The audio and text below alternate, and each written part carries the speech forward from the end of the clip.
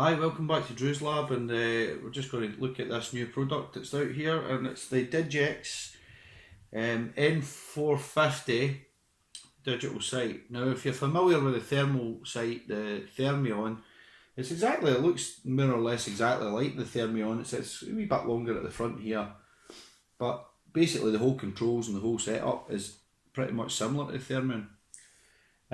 We'll just quickly take a couple of looks at this first.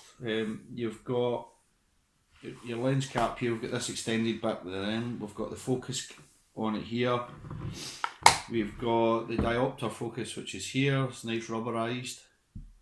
We've got the on off button here which is in grey, we've got the zoom and a sort of sub menu in here, and we've got the record function here which is 16 gig recording.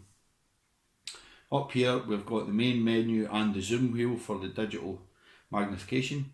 The scope's set at 4 mag, it can zoom right up to 16 mag, and it's got picture in picture.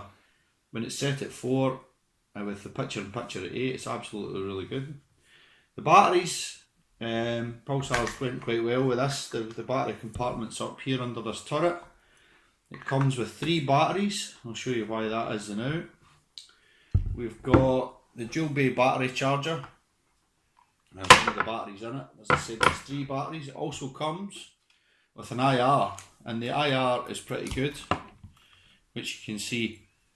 And I'm going to show you how that clips on in a minute. I'll get my lovely assistant to pause this. So back to what we were saying, it's got the IR, which bolts on and it clips on this. It's really quite nice actually, I have to say. The IR's got some great features. It's got the cap there, it takes the same battery in the rear. And the battery coming out there. You can't put these batteries in the wrong way, they've got this nice clip as well. The IR's got a good couple of nice features on it. The on off button's here. It's got a dimmer, which is excellent. It's got a ball socket here for moving that about, which is excellent also. Now, just lately Pulsar have actually went for a more sensitive sensor, better optic and a better screen, rather than using loads of IR, which has become the normal. This one's laser IR safe, as we've found out lately some of them are not laser IR safe.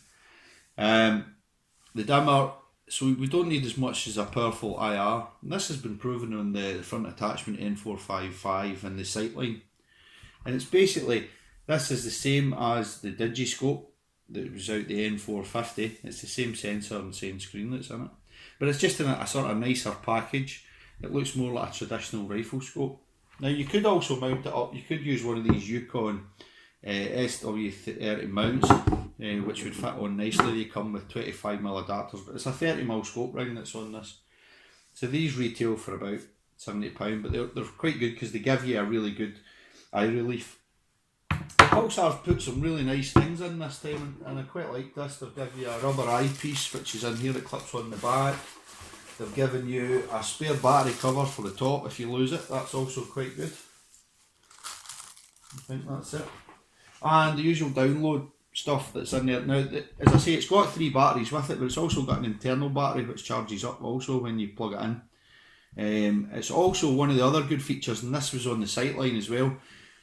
It's the first focal plane magnification, so as you zoom in, the crosshair gets bigger, and it's actually quite nice to use.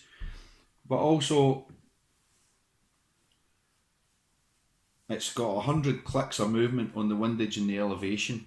Now the 100 clicks is well handy because, as you know, with some of these previous scopes that have been running out of elevation, you need to shim here and shim there, and it becomes a bit of a pain. So I'm quite liking that. As again, I've been testing it so far, and the performance is sort of similar to the sightline and the front attachment. It's very, very good. Very, very crisp, very clear. It's black and white, and it's black and white. There's no colour in this scope.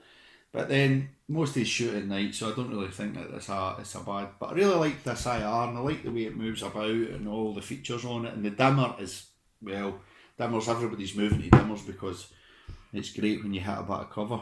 Anyway, that's just our first impressions of this scope, so thanks for watching, and I hope to see you soon in Drew's Lab again. Thanks, bye.